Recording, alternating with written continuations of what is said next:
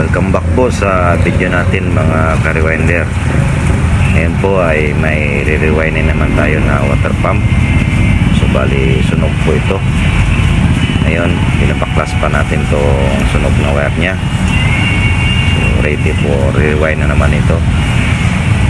Kailangan tanggalin muna natin yung sunog na mga wire bago natin lagyan ng plastic nylon. So yan po, tutok lang tayo sa video natin at sa channel natin. So bye-bye lang po kayo. Ito, binabaklas natin yung sunog na wire ng water pump.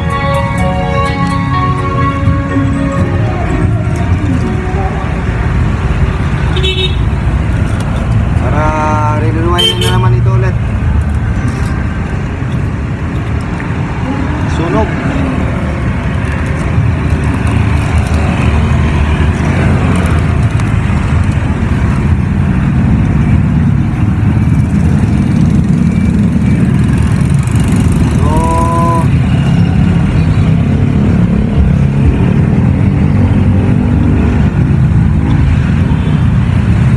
Rewind na daw nila ito sa ibang shop.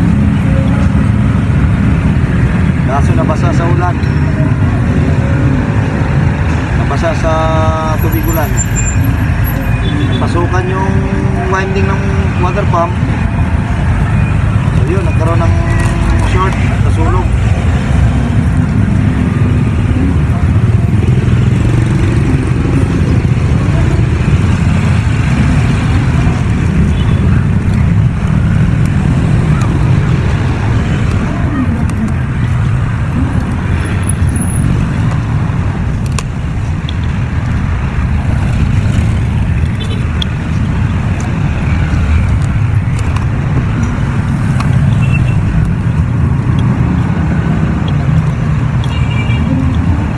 Yun.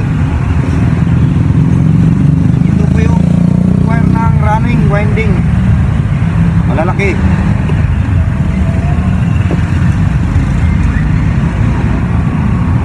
At ito naman yung sa starting. Natanggal ko na, nabaklas ko na.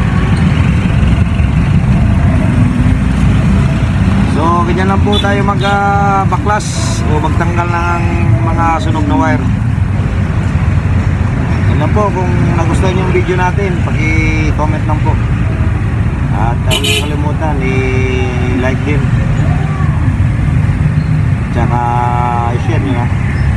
Salamat po mga ka-rewinder.